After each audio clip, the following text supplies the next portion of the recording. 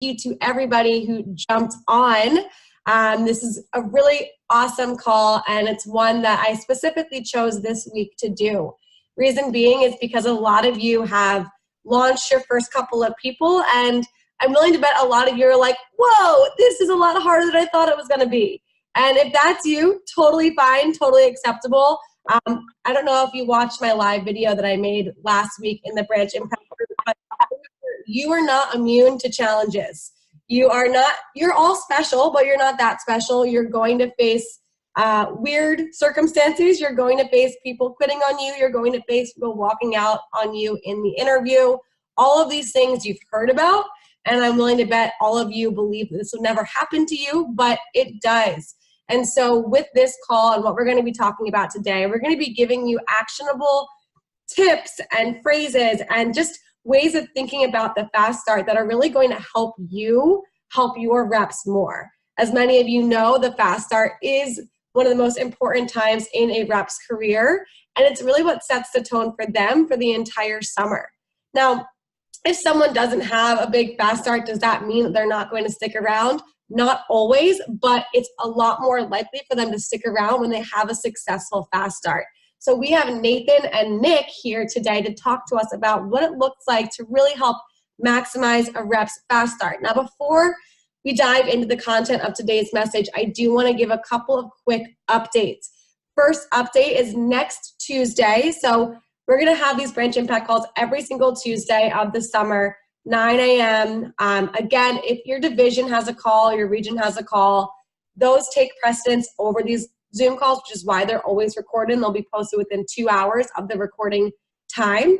But next week, our Branch Impact Zoom call will be led by myself, and it's going to be an overview of an amazing management book called The Energy Bus. The Energy Bus talks about, what it means to be the Chief Energy Officer and how to tie people into your overall vision.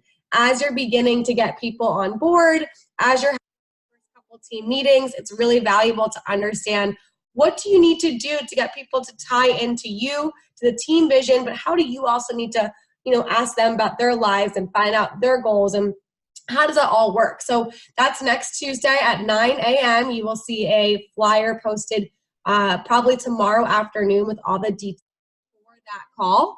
And then in addition to having the Branch Impact calls every Tuesday at 9 a.m., every Wednesday from 8 a.m. to 11 a.m., we have open office hours. So open office hours are essentially a roundtable discussion. You jump in when you can, you jump out when you need to.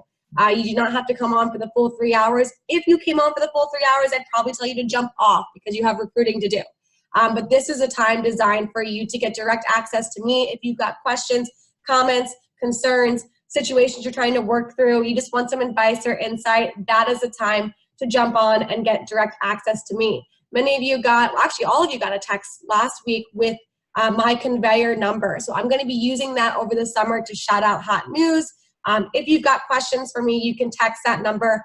I am only checking that number between the hours of 9 a.m. to 5 p.m. Monday through Thursday and 9 a.m. to 3 p.m. on Friday. I do not check it on the weekends. So if you need to get direct contact to me, Facebook message is the way to go, but use that number first. And again, open office hours every single week, Wednesday morning, 8 a.m. to 11 a.m. The details are in the announcements section of the Branch Impact page. I will also post all the details after this call. All right. Without further ado, I would love to introduce Nick Hankle and Nathan Alvarado, both of which I think you've heard from before. Nick he was a senior branch last summer that I had the privilege of working with very closely. We had coaching calls once every 2 or 3 weeks, but they ended up being like once every week because we talked on the phone so often. He is now a new DM in Harrisburg, Pennsylvania. I know he's got some really big goals this summer. He's in the process of getting everything off the ground and getting started. Nick and I had a lot of discussions last summer about how to get people excited about their fast start. Yeah, I know he had a 10K fast start. He maybe had 2 10K fast starters. I'm not entirely sure, but he can give you all of those details. And then we got Nathan Alvarado. So Nathan Alvarado is a senior branch manager this summer. He's running his office in North Kentucky. I know last summer he was the #1 branch manager in the Midwest, top 10 in the nation. And he really did a great job of getting his people tied in and having them see through their entire fast start. So I thought there's no better two men to talk about this than these two guys right here. So, I want to start off with the first question, and this is a question for both you, Nick, and you, Nathan, and a lot of our questions are actually for both of you. And then we'll do some scenarios where I'll have each of you answer. Now, really quickly before I ask you that first question, I want to just remind everybody to utilize the chat feature. If you hear something that you're like, wow, this is awesome, great nugget, please comment in the chat feature. This helps everybody else stay engaged. Because if they see something going off in the chat feature, they see that it's a nugget, they don't want to miss out on that. So they'll tune back in if they've been tuning out. So please utilize the nugget or the chat feature to say nuggets. If there's a quote that you liked, write the quote in the chat feature, all that good stuff. All right, first question here for Nick and Nathan. What is your basic understanding of the importance behind the fast start? Go ahead, Nick. You want me to start? Yeah, you got it. Right. So I think part of it is just where it originates training. I think first promotion, first weekend is the thing to having a huge fast start, because if they do that, that naturally just builds their confidence. They're like, oh man, people buy knives. This is a real thing. And their confidence just builds. That's the first step to, managing a good fast start, because, if you're trying to manage a big fast start and have, someone who's going for those high levels, you want their confidence to be high. If they start off like 0 for 10, it's a little bit more difficult. Trying to get to the first promotion, first weekend, and obviously that starts in training, and there's a call on that. So definitely watch that if you haven't watched it. And the next thing is just, having, one-on-ones with them, just communicating with them throughout, the fast start. And I think Nick will probably talk more about that. But also just really just your confidence, throughout training, and just having those one-on-ones and making sure that, you're getting that one-on-one time with them to really drive them to their goals. Cool. Awesome. Nick, what about you? Yeah, I love everything that Nathan said. The only things I'll tack on to it are that social proof is best proof. So, for example, I have a whiteboard that has a list of all the people that have gone through my office for the past 2 years that have hit their first promotion, their first weekend, and I have them all written down, first and last name. I reference the grand days. And the other part of it too is, like Nathan mentioned in training, it's really about, do they have 10 qualified MAC demos set up? Because obviously, like, how they feel about their fast start is going to depend on how they do, right? So like them saying, or them seeing the proof, and then you having them, holding them accountable to 10 qualified demos. I have people come in for training and I have them share what they did for their fast start. Now for a lot of you, you may not have people to do that. Utilize each other, FaceTime each other, and you can literally hold it up. Say, hey guys, this is the top branch manager in whatever city you're doing. Like, just because you don't have people doesn't mean you can't make it happen. Yeah, that's a great point. And I love what you said. I just wrote it in the chat box. Social proof is the best proof. And we'll dive a little bit more into, ways to create that social proof in training in the next question. But I wanted to reiterate just some of the basics of the meaning behind the fast start. Obviously we always promote the fast start as, getting off to a fast start. It makes sense. We want people to really dive right into the job and really learn how to do the job in their first 10 days. That way, we can focus on the other people that are coming through the pipeline, and they can be on their own and becoming self-sufficient. Just some basics that I want to reiterate here.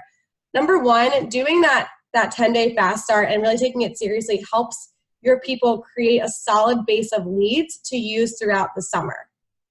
For those who are senior branches, the difficulty in conversation when someone's like, I'm running out of leads. So that fast start, having them do 30, 40 demos, having them nail the leads approach or nail the leads role play every single time, they're going to create 5 to 10 leads per demo, sometimes more.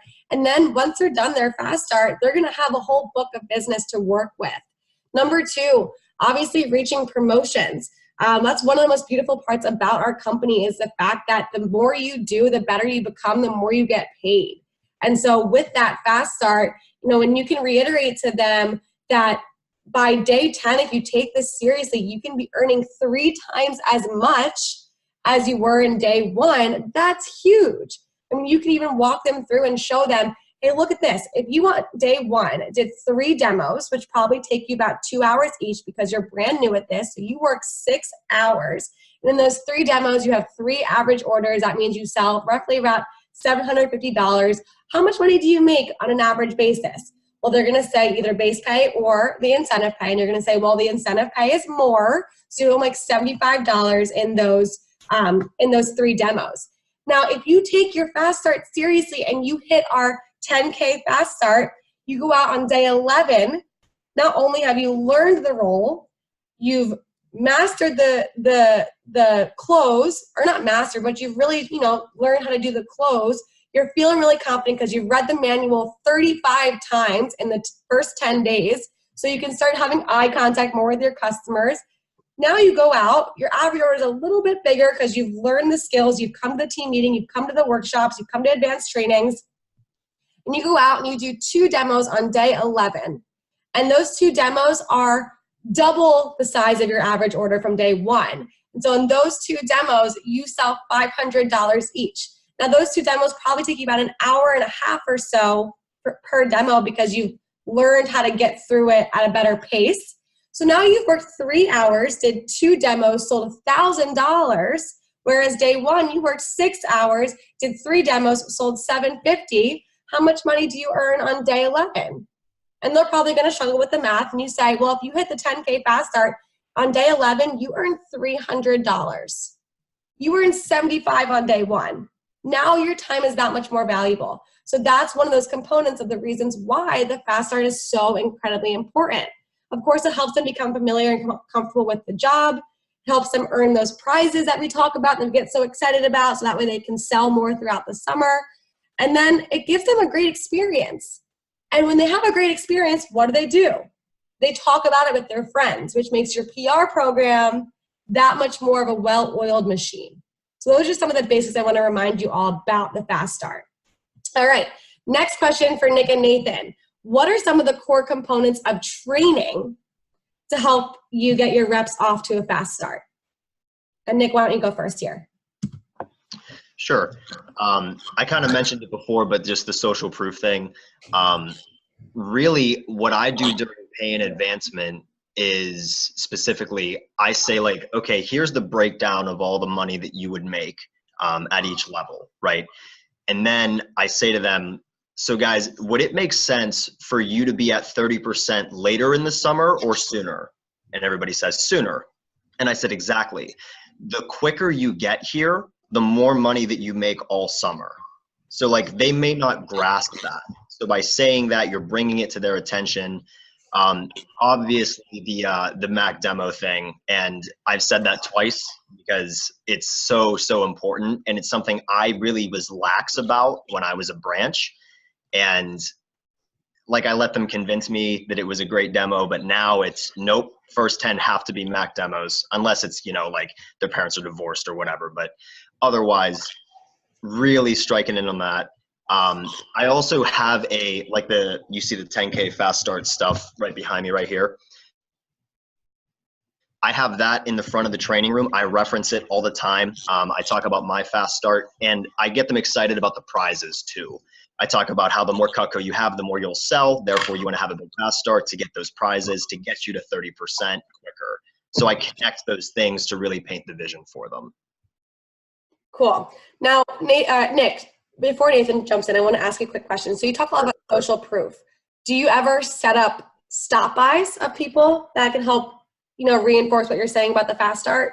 Yeah, absolutely. It can be past reps. It can be key staff members. You could do the FaceTime thing I mentioned. Just, it needs to be somebody else saying the same information. If you say it, it's a rumor. If they say it, it's a fact. Ooh, interesting.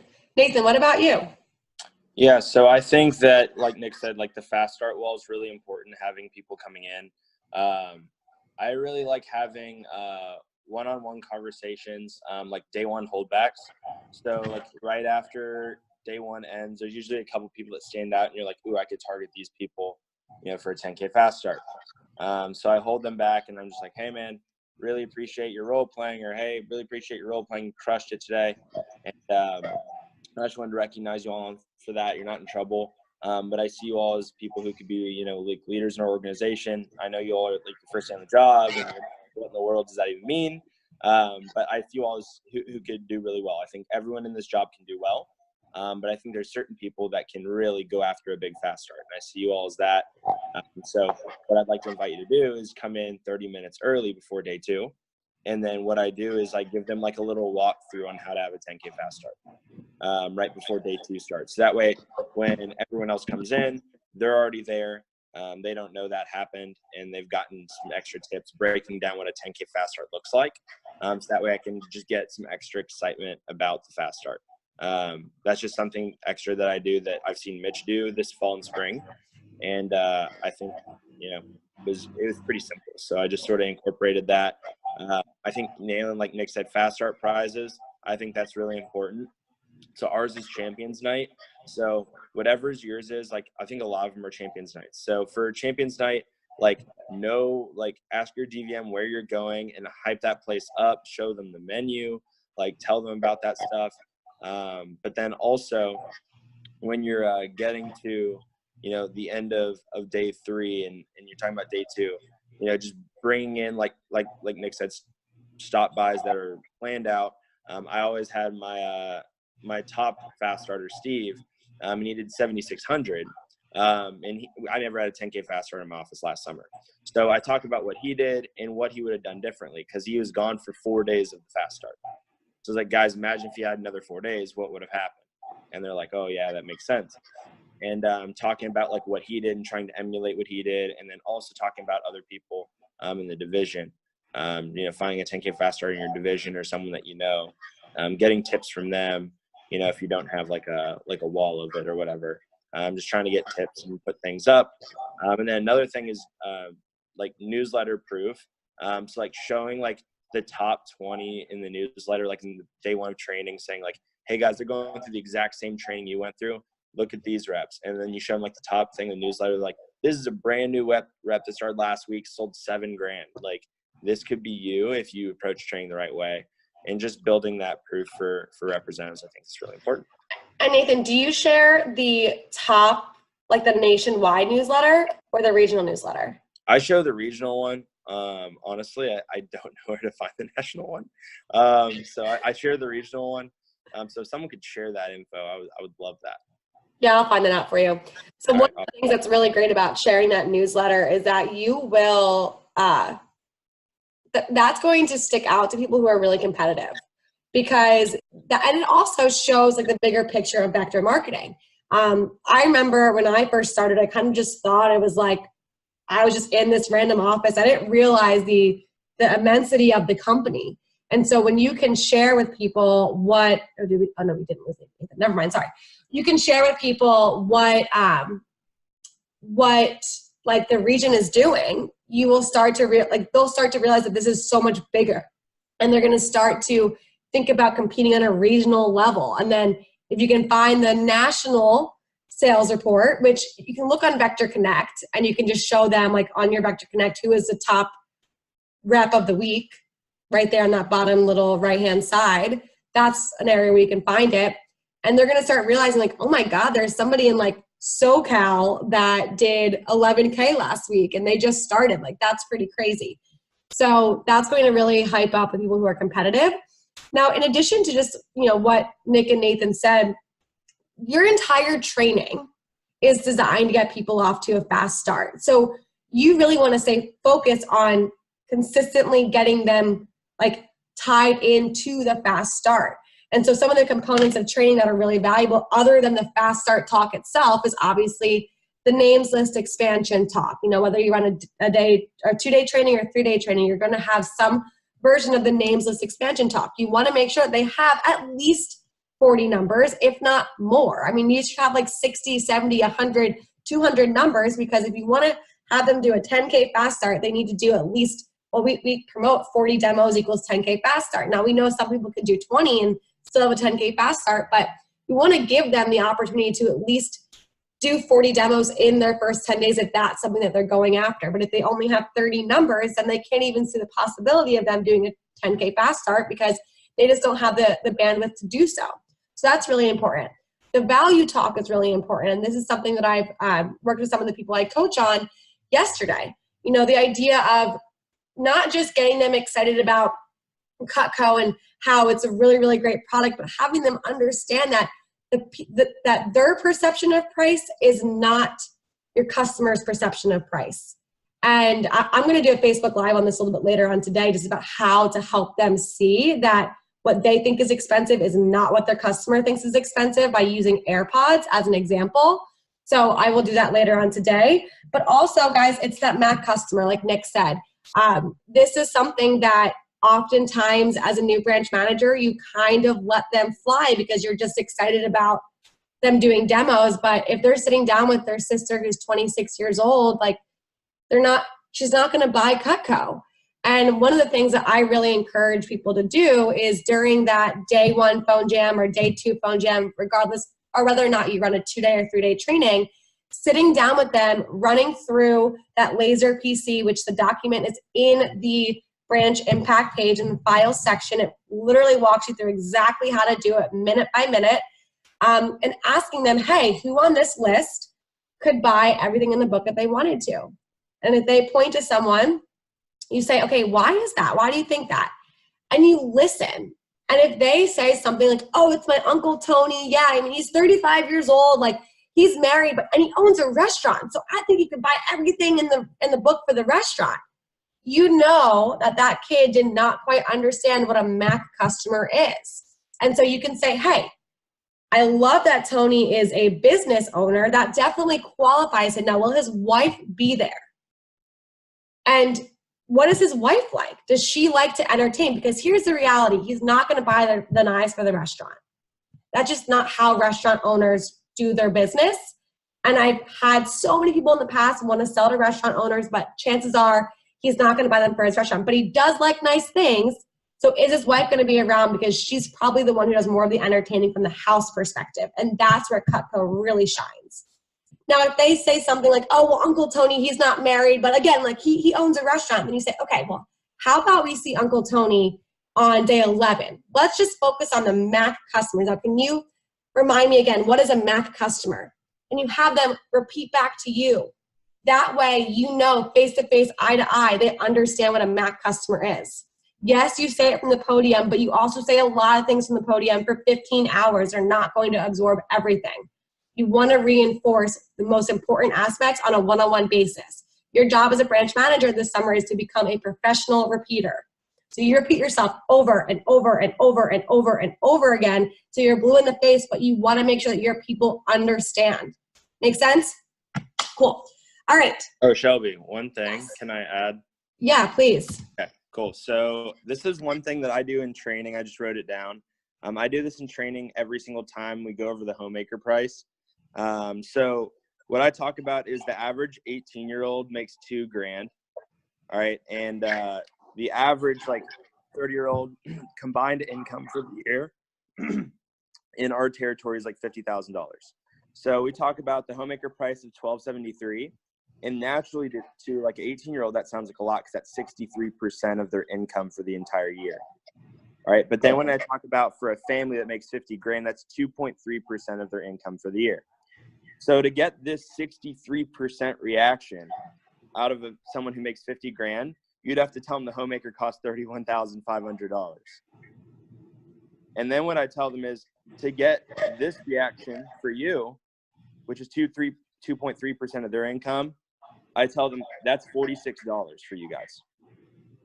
So like when you think, oh my gosh, a homemaker's a lot, that's like $46 in comparison, you know, for a married homeowner. That's awesome. So like I give them that and they are mind blown every time. And they're like, oh my gosh, like homemaker, that's cake.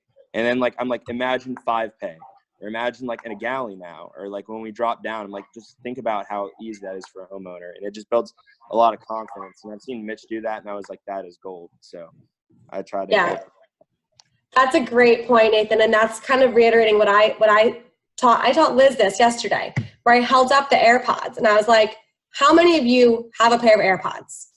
And these days, like, at least 1/3 of the room is going to say me. And those things are $175. And again, the average 18-year-old makes between $2 to $5 grand. And the average household income, nationally speaking, is $63,000. Now that accounts for like usually a one person working, because then if you're in a corporate America job and you work 40 hours a week, your median income is $60,000. So this median household income is assuming that there's usually one person working for white collar families for the most part. Now, you'll have people in your training where their parents both work and they both might earn around $50,000 to $60,000. And what I show them is that, listen, your perception of money, so you make let's say $5,000 in a full school year because you're working part-time, you're really busting your butt. You are making 12 times less than the average family makes. And you can still afford these AirPods, which are $175. Now, let's say 175 times 12, that's like $2,100 or something like that. I forget the exact math. So the way that you look at AirPods is the way that your customers look at $2,100. So it's really not, like they look at money differently. And that's just another way of reinforcing it. But I love how you write that out, Nathan. I think that's amazing. And if you could, maybe if you could role play that into the group, that would be amazing. Sure. A lot of people that aren't on this call, and I would love them to see that because I think that's a brilliant way of outlining that for everybody. Sure. All right. Next rapid fire question. What are some pivotal conversations that help promote the first weekend, first promo? So how do you maximize days 1 through 3?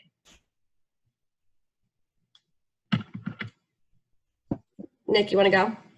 Sure. So maximizing days 1 through 3. I do this a lot through advanced training. So one of the things that I say is, because everybody's like, during the day 2 phone jam, I ask everybody like, hey, what do you think if you're a fast start? You know, I get their goals from them. And before the day is over, whenever you do promote advanced training, I talk about like, hey guys, no matter where you start, 10% of you are going to have an awesome fast start. Like no problems, right? Everything's going smoothly. You're going to have $4 to $5 grand. And you know, the 10-80-10 rule, you promote that. And I say, no matter what happens, whichever one of those percentages you guys fall in, advanced training is the answer. If you start off crawling, advanced training will get you walking. Starting walking, you'll start running. If you're already sprinting, it'll have you doing backflips through hoops of fire. So no matter what, it's going to do better for you. And also, that's the one component. The other component is consistent PDI, right? My manager says PDI stands for pretty damn important. So it definitely has to do with, are you taking their phone calls right? How do they feel after they talk to you? How do you handle if they have a no sale, right? How do you handle the rep if they have like a homemaker? You know what I mean? Like are you on top of them? Are you consistent? Did you set the right expectation for them to reach out to you for deals? You should always be looking at it from how do they feel after they talk to me? Because if they don't feel good, they're going to stop calling you. So the PDI and the advanced training, I think that's really how you set up days 1 through 3. And it protects the people that don't get off to a great start by telling them advanced training is the answer. No matter what, advanced training is the answer. And then I've seen people who don't start strong and then they pop off at days 7 through 10. Cool. Nathan, what about you? Yeah. So for me, I think it just comes down to quantity and quality of demos, reps confidence, and PDI. That's it. So how I manage quality demos is one, like Shelby said, like sort of that role playing that, hey, like, so Matt customer and reviewing them with what that is after they book a demo or things like that. But before they even phone, we have them create a top 5 list. I'm sure you all do that, and creating a top 5 people they could show, like their super Mac list. And basically what I do is I go around every single training and basically just say, hey, Tim, you have your top 5. Awesome. Who's your number 1 customer? Tell me about him. And they're like, it's grandma. And I'm like, oh, is grandma married? Yeah. Okay. 30 plus, own a home. Great. Okay. Like Sasha, tell me about your people. And she's like, oh, this person's married, 30 plus, owns a home. And I go through, like, if it's a smaller group, if it's like less than 5, I'll go through all of their top 5, every single one of them. Because I want to make sure their top 5 demos that they book are all Matt customers. Because if you go through 5 people, there's probably going to be one person that's like, it's like my best friend's parent.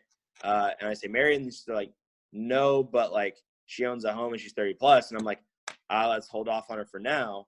Not saying she's a bad person, bad customer. It's just when you're brand new, you want to show Matt customers, right? And then you'll see like maybe one other training, like scribble out a name and like re-put someone else down.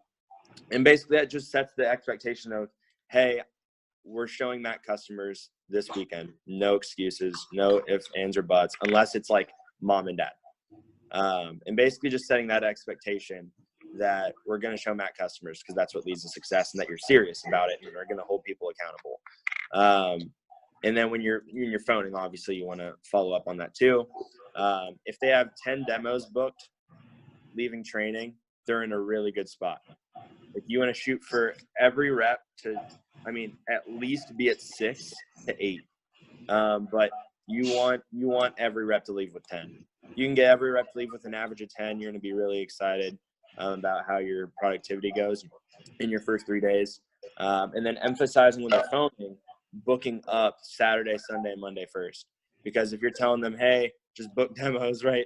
They may just be booking them everywhere. They may be given random times and booking into Tuesday and Thursday. And you're like, what in the world are you doing?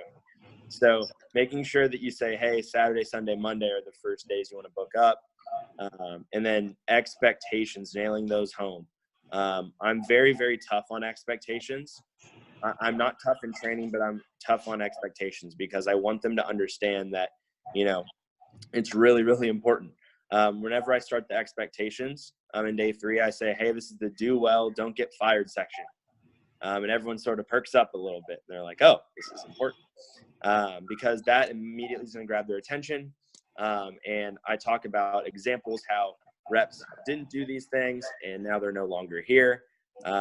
Sometimes it's even like someone they know didn't do these things properly. Like there was a rep in our training this week that had the person the previous week actually recommend them and then just stopped checking in for PDI after Sunday, ended up, going MIA. And she was like, he gave me a lot of negativity. And I was like, oh, well, he never checked in for PDI after Sunday. Obviously I had that conversation one-on-one and she was like, oh, well, that makes sense. They didn't do well. And I'm like, exactly. So just like giving examples of reps that do well, don't do well. You don't need to list names. But for the people that do well, you want to list names, obviously use examples. But just talk about how PDI, the more you communicate with me, the better. Never feel like you're bugging me when you're calling me. And then like Nick said, just setting the expectation of, calling in for help on appointments, but also checking in afterwards after every one. If you have reps doing PDI and they have quality demos and they have 10 of them, they're going to be set for a really good first 3 days. Yeah. I want to jump off of that too, because Nathan, you said a lot of really, really great things there. Number one thing that you said that I want to reiterate is the idea of having them see somebody that's not a Mac customer later on. So this is where you have to be the manager, not the friend.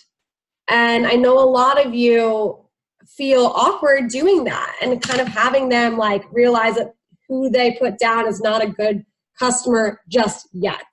But your job as a manager is to help them be successful. And if you are sending them out after having looked over their names and numbers and you were not tough on them to change it, and not tough on them, but tough on the situation. Like, hey, listen, we're not going to see that person this weekend.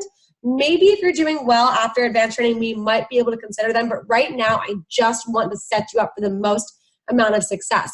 But if you aren't saying those kinds of things and you're just letting them tell you about Joe Schmo who owns a restaurant who's going to buy everything in the book, and you're like, great, this is awesome, high five.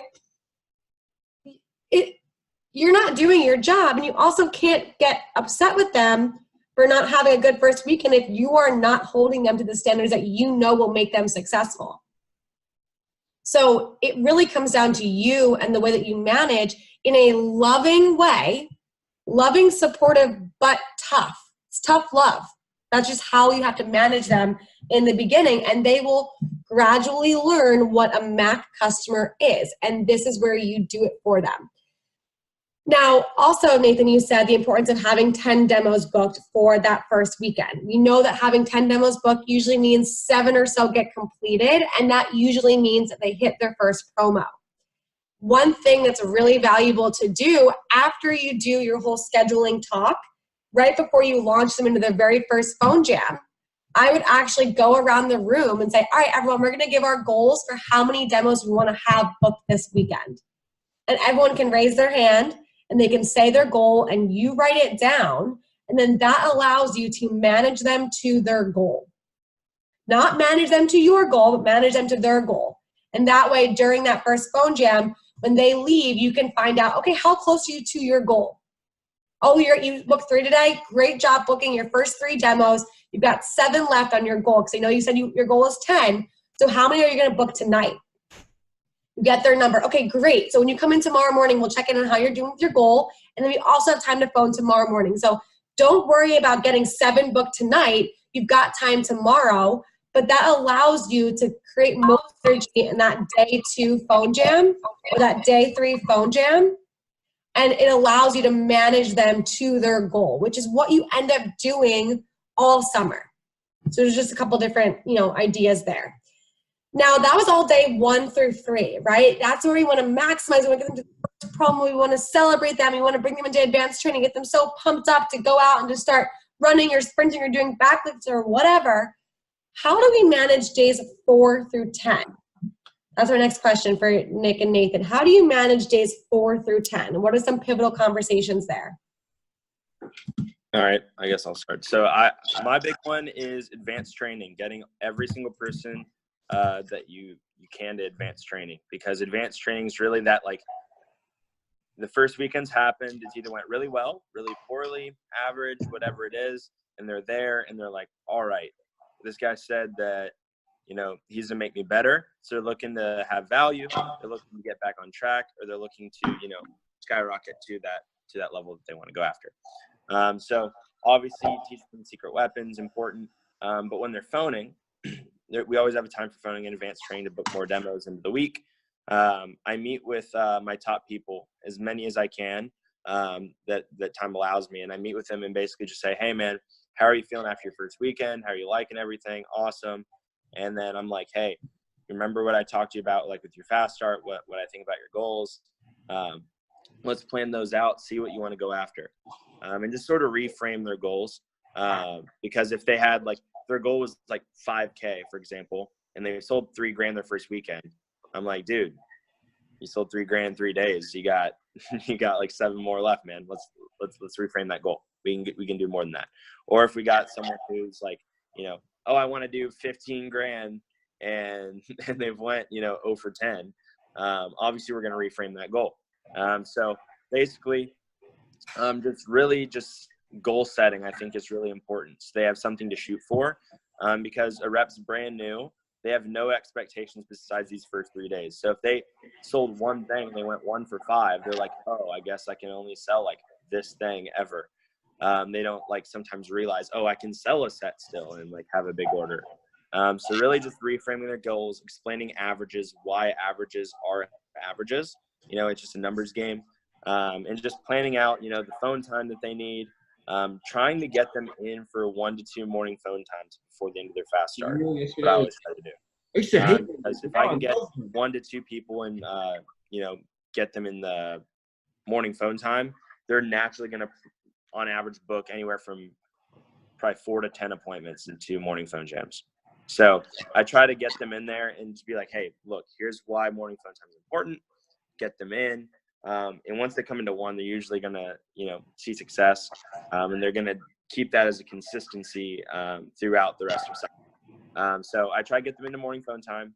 And that's, I think, a big reason why our office had such a high productivity in the 4 through 10 days, because our office is really weird. Most offices never have this, but we had a higher sales average in days 4 through 10 than in days 1 through 3. And that's extremely strange. But I think the big reason is because we just hit morning phone time so hard. And I had almost every rep that I'd have a conversation with come in for at least a couple days of phoning. and they would book demos into that week and then have really good weeks. So that was really, I think, what I drove home, and just reframing their goals. So if the goal's too big, hey, like, that's totally cool. Frame that and just having that conversation to set the proper expectations, because if their expectations aren't meeting their reality, that's when they're like, oh, I don't know, this is for me. I don't think I can do this. This isn't what I thought it was. I'm not seeing the success I see. And if they're expecting a 15K fast start and they sell 5, that may be phenomenal, but they may be let down. So it's just like framing the proper expectation, even though like 5K may sound phenomenal to you. To them, that's just like, oh man, I let myself down. So just framing those expectations are really important. Great. Nick, what about you? I love what you said, Nathan, about the expectations.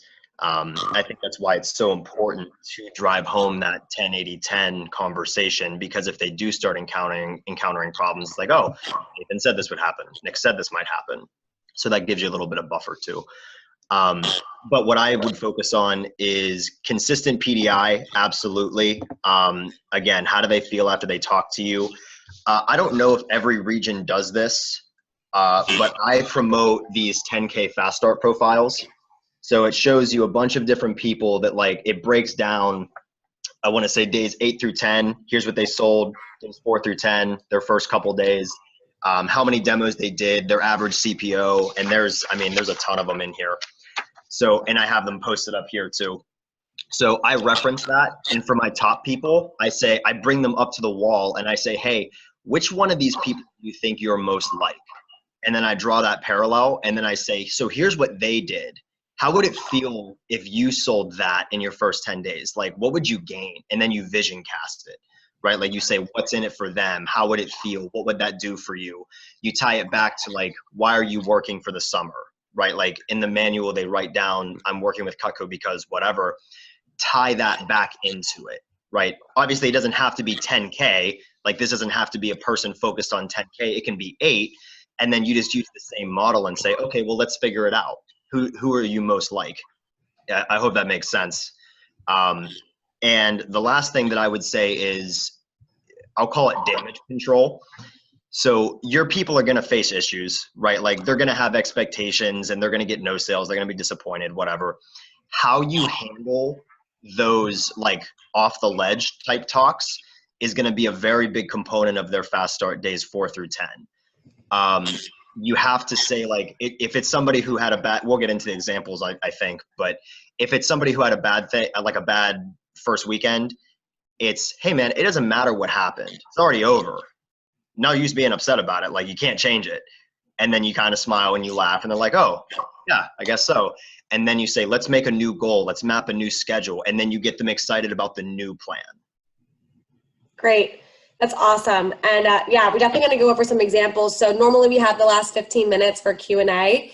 We've got some examples that are created so you guys can hear how Nick and Nathan would role play real life scenarios.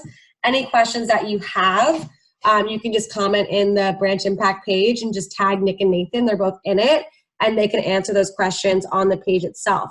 One last thing that I want to mention before we jump into the scenarios is just the way that you look at days 4 through 10. So Nathan said that, his averages days 4 through 10 were higher than days 1 through 3. And he said that that was odd. It shouldn't be odd. It should be the norm, right? If you think about it, days 1 through 3, they have 3 days. Days 4 through 10, they've got 6 days. So realistically, it should be double. But here's what happens is that a lot of branches fall into this trap of thinking that once they've gotten through that first weekend, once they've gotten to advanced training, then they're good. They know how to make a schedule. They know what a MAC customer is. They know how to phone on their own. They know how to drop down. They know all of these things. But the reality is that they don't. And so people kind of look at days 4 through 10 as like the second half of their fast start. And in reality, you're still in that first half, days 4 through 5. So you still have to walk them through everything. So my suggestion is look at days 1 through 3, days 3 through 6, days 6 through 10, because typically day 6 is when they have their first team meeting. So you want to get them from advanced training 1 to AT2, if you do AT2, or to that team meeting, because they're both at almost the same time. So Again, you're repeating some of the basics. Like you are a professional repeater. You are repeating what a MAC customer is. Like I'd even suggest that in the very beginning of your advanced training, you just do a quick overview of, all right, guys, so just want to do a quick overview. What is a MAC customer? Who knows that answer? Okay, great. You were right, totally. Okay, what does PDI stand for and why is it important? Call on somebody. Okay, awesome. Makes sense that you gave that answer because you called in perfectly this week for PDI. Okay, what does it take to do a 10K fast start?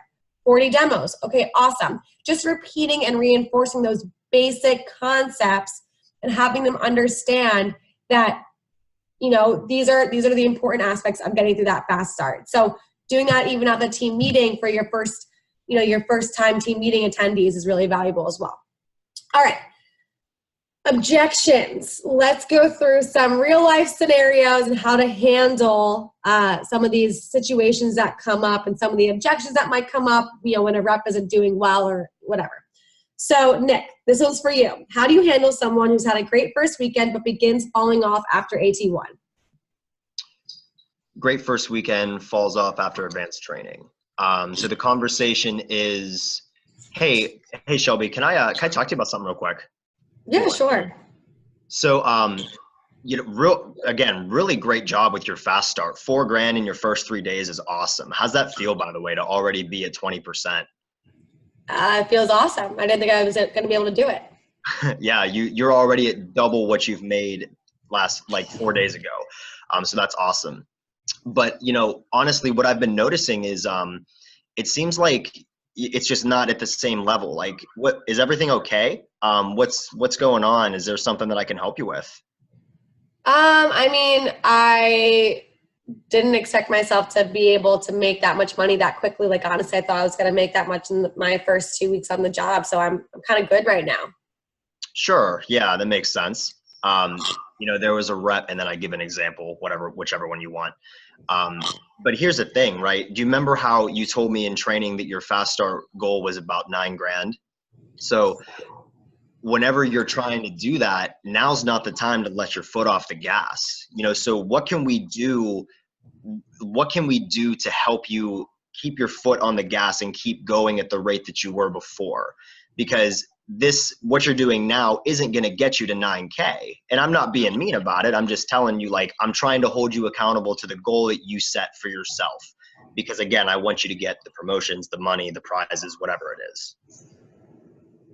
Yeah, and then that's great. Just vision casting it. Yeah. Thanks for being my rep. Yeah, there's a couple of things you did that I really like. One, you held me accountable to the goal that I had set for myself in training, which I'm sure you probably recognize that this person has potential and therefore help them create a bigger goal than maybe what they originally said. And then you said, what can we do? And that just creates that team environment. It's not what can you do, that's not what can I do.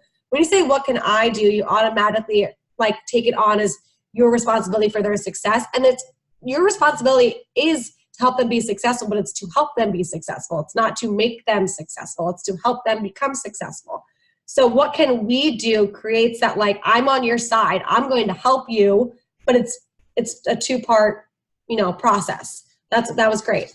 All right, Nathan, how do you handle someone who had a crappy first weekend? Wait, you're muted. I said, Nick, do you want to be my rep? I would love to. All right, awesome. All right, ring, ring. Hi, Nathan. Hey, Nick, how's it going, man? I'm okay. How are you? All right, awesome. How'd your demo go? I didn't hear from you. Yeah, it wasn't good. The presentation was great. They didn't buy anything though. Oh, okay. What did they think about the demo and everything? Did they enjoy it? Yeah, I mean they love the stuff, but it was just too expensive, Yeah, for sure. Okay. Well, first off, I'm just curious. What did they think about the homemaker and everything? Did they enjoy that? That's the set that they really wanted. Okay. But again, just too expensive. Yeah, for sure. What was their favorite starter set? Starter set. I think the studio. Okay, got it. And then what did they say about that one? That it was just too just not enough pieces in it, I guess. Okay. Well, here, Nick, here's what I can tell you. I know you've went 0 for 5. You know, it's your first weekend. You know, you're probably not like feeling that hot, and you're like, ah, man, like, you know, this stinks. But what I can tell you is this. All right, we've had a ton of reps that have been in the exact same position. All right, and you know, I know it's week 1 of May, and you're brand new. We actually have a D3 meeting coming up. All right, and you need to get to that, and here's why. I want to invite you to that. I know you're like, I haven't even sold anything yet, Nathan, but here's why I want you there. All right. D3 meeting is, you know, Chad Vordenberg runs it. He's our division manager, and basically he just helps everyone get better at the job. All right. And, you know, I know that, you know, when you're brand new, you know, you're running your first demos and it's your first weekend on the job, man. You're just learning. You're just getting all those, you know, like those little mess ups, those little quirks out of the way, and you're just trying to get better at the job. So like, don't fret too much about it. This is just a learning process. But I want you to get to this D3 meeting, and here's why. You're really just going to get better. It's like my advanced training that you just went to, but it's on steroids. All right. This man has sold $14 million in Cutco. Like, he's been in the business for 14 years. All right. So this is someone you definitely want to learn from. He's an upper level executive in the company. You know, he's going to teach how to get better recommendations, how to book more demos, how to increase my average order. Before I met Chad, Nick, can I just be honest with you? Can I share with you my average order? Yeah. All right. My average order was $180 before I met Chad. And it wasn't that hot. All right. It was like a couple knives here and there. And then once I met Chad, all right, my average order shot up about $60. And the more I met Chad, the more my average order increased. Now it was around 400 before I opened an office. And I don't say it to brag. All right. But I know what this D3 meeting can do for you. And I think it can take you to that next level, because I know you have the potential to be successful. I see it in you. I know you know what it takes. That's why you started this job. All right. So I want you to be successful, and I want to coach you there. But I think Chad is that next level that I think you need. And I think he can get you there. It's going to be a couple hours. It's going to be a couple hours. Everyone from the division showing up. So there's going to be like 36 people there. It's going to be fun. It's going to be exciting. All right. And you get to meet him. I know like advancement's important for you. So that's going to be the first step to that. But you know, like I said, Nick, don't worry about it too much. And then usually I give a couple examples of reps that have, you know, like had a 0 for 5 start. And one that I always like to share with D3, like, because that's what we're promoting right now, is, hey, there's a girl named in our Frankfurt office. Her name was Sienna. Imagine going 0 for 12. She went 0 for 12. She got to our D3 meeting. The next demo, she sold a signature set because Chad lit her up. And then she ended up selling 25 grand for the rest of summer. Nick, keep in mind, we have 16 weeks basically of summer. This is just day 3. All right. So don't freak out about it. You're just learning. You're brand new. All right. It seems like, you know, you're dropping down the right way. I mean, if you're going through the homemaker, you're going through the galley, you're going through the starter sets, and you're showing them all their options, right? And you're following the manual word for word. You're cutting food. I mean, dude, that sounds like you're doing the job the right way. It's a matter of time. You know, you've only shown a few people Cutco. You got to give the averages a chance to play out, right? If you do 5 demos and go for 5, that's like shooting 5 free throws and going 0 for 5 and just quitting the basketball team, right? Don't quit on yourself. All right, just keep working hard. You're fine. The averages will play out. If you're showing Matt customers and you're following the manual, you're going to crush it, all right? Cool. One thing I do want to add, Nathan, that was awesome. Whenever I was going through really trying to think of the starter set, if you guys ask somebody those questions that Nathan did, it helps you diagnose where the issue is. Because if they don't know what starter set to say, or they take a long time like I did, that means that they're not dropping down slowly. And that's a problem, right? If they say, what do you think of the homemaker? What were their objections? Like, use that information to diagnose the problems. I'm not trying to take it as an example. I just wanted to put that out. And then to add on to that, obviously when someone pauses like that, you know that they didn't show it. But instead, I would handle that conversation one-on-one in person, because you don't want to give them negativity on the phone. And the big reason is because if you give them negativity, they stop calling in. They'll stop checking in with you. All right. So if you give them, if they're like, the studio, And then you're just like, oh yeah, it seems like you're dropping down properly. If you're showing them starter sets, right? And then they're like, oh yeah, like I need to show them starter sets. I handle it just a lot more passive aggressively. That's just my approach to phoning. But like, yeah, definitely that. Yeah. I know what you're coming from. So yeah. So I want to add on to that really fast for everyone out there from different regions. D3 is Midwest version of SLDM, for those of you that were confused. I also loved how you had such empathy, right? It wasn't just like, I'm pumping you up. It was like, I get it. I understand where you're at. I understand that you're probably a little bit down on yourself, because sometimes when someone calls in with negativity, like they're feeling bad about themselves, they haven't been having success, our immediate reaction is like go into motivational speaker mode and be like, you can do it. You got it. I believe in you. And they're like, but I suck. Like in their head, they're like, I suck. And so when you have empathy, when you're like, listen, man, listen, girl, or we probably wouldn't call her girl. Listen, Nick, listen, Charlie, whoever. I get it. Like I get how it probably feels right now to be 0-5 when you left on day 3 of training thinking you were going to go 5-0. I totally get that. Probably doesn't feel really great. And what I want to say to you is that it's totally okay. I'm not mad at you. I don't think any less of you, but we have averages for a reason. And like the example Nathan gave is really brilliant. It's, hey, if you were going to be on a sports team and you missed five free throws, would you give up? No, it's only 5 free throws. And I loved, again, the perspective of 16 weeks of the summer. This is only day 3. It is not the end of the world. And now getting them to an SLDM or D3 is really, really valuable because it just reinforces all the things that you've been teaching them through the eyes of the DVM, but also they usually have guest speakers there as well. So they get to see, again, just the bigger picture, and that usually fires them up. Now, I do know that some SLDMs have a minimum requirement of $1,000 as CPO to go. And if that's the case, then you can bring them in for a PC or, a morning phone jam. You're like, hey, why don't you come in tomorrow morning at 8 a.m. I'll bring some coffee for us and we'll do some phoning, but we'll also do some diagnosing. And that way we can see, is it the fact that I didn't do a great job explaining the value of Cutco to you? Is it the fact that I didn't do a great job of teaching you dropping down? Like, we want to figure out what it is, because I know you can do well with this role. I wouldn't have hired you if I didn't think so. So why don't you come in tomorrow morning at 8 a.m. We'll do some phoning, but we'll also do some diagnosing. How does that sound?